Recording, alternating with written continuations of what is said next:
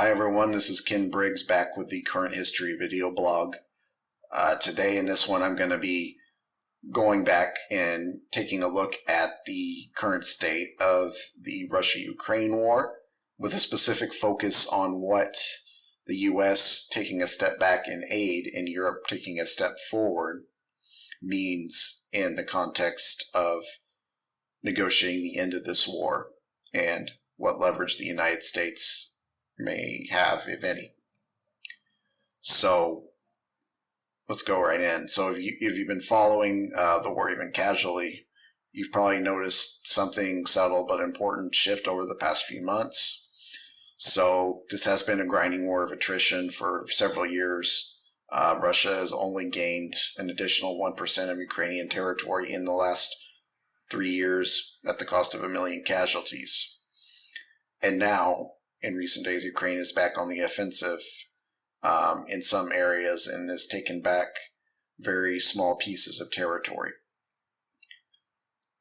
As this has been unfolding, Europe is essentially paying the entire aid bill to Ukraine. The US is providing intelligence assistance, free assistance basically, but any military aid is coming in the form of arms sales to Europe, who is then giving them to Ukraine. So we're no longer giving them Ukraine anything for free. And so that combination changes more than battlefield dynamics. It changes leverage. And I think it changes leverage in a way that the people who were so adamant about the US not supporting Ukraine may have second thoughts about.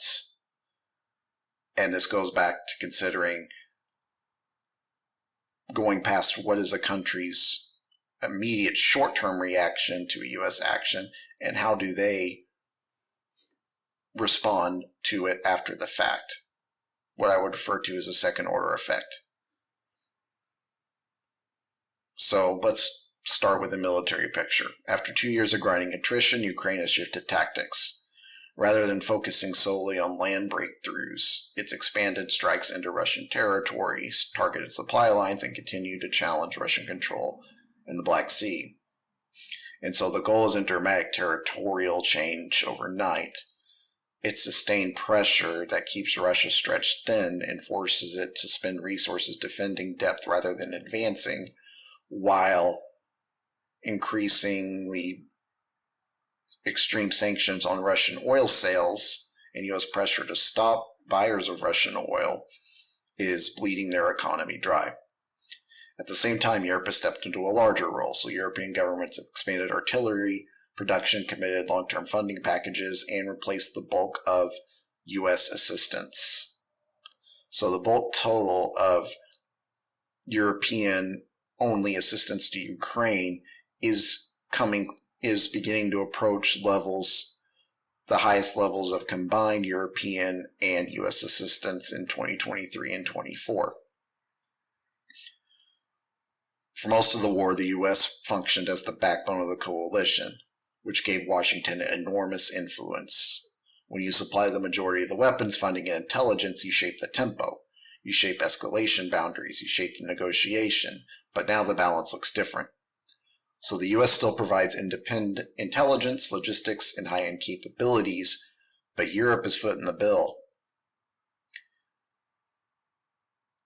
So if Ukraine can't function without U.S. support, Washington can accelerate or slow the war's trajectory. If Europe can sustain Ukraine independently for long stretches, that leverage goes away. And in fact, we're approaching a situation, we may already be there, where Ukraine is successfully prosecuting the previous state of the war without U.S. help,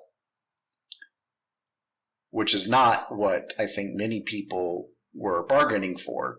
They were thinking, oh, Ukraine's only there because the U.S. is giving them money. They'll fold if we stop and end the war. And for anyone who was following the military situation at a granular level, it was pretty clear that wasn't what was going to happen.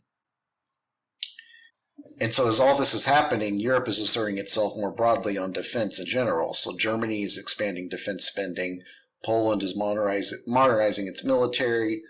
The Nordic countries have integrated more tightly with NATO, and European defense production lines are scaling up in ways that were unthinkable 5 years ago.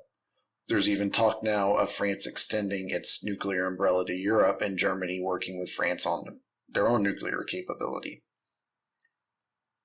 This war has forced Europe to internalize security responsibilities it long deferred, which has two consequences. It makes Europe less strategically dependent on the United States, and it makes the transatlantic relationship more balanced and therefore more negotiated. What this means is if Washington wanted to pressure Kyiv towards negotiations tomorrow, its influence would be more limited than it was in 2022 through 24. Europe, by necessity, would have a say in the outcome. That does not mean the U.S. is sidelined or irrelevant. It still provides strategic deterrence through its nuclear umbrella over NATO. But the influence is no longer unilateral. And there's another layer here, which is Russia's strategy possibly backfiring. So Russia has consistently tried to fracture Western unity. But now the coalition has redundancy, and Russia is now dealing with a Ukraine that is standing with Europe alone. And this is, to me, a very bad strategic problem for Russia. But it also complicates American strategy. So Washington has historically preferred to maintain decisive influence inside its alliances. When burden sharing increases, so does independent decision-making. A Europe that funds and arms Ukraine will expect a proportional voice in determining war aims. And then there's the longer-term question. If Europe proves it can manage high-intensity conflict in defense of its own continent, that changes the logic of NATO. And it makes it a more regional alliance rather than a U.S.-centric one. So what does all that mean? It means the Ukraine war is entering a phase where American leverage is more conditional than absolute. The U.S. remains indispensable, but no longer singular. For Ukraine, that diversification of support is stabilizing. For Europe, it's transformative.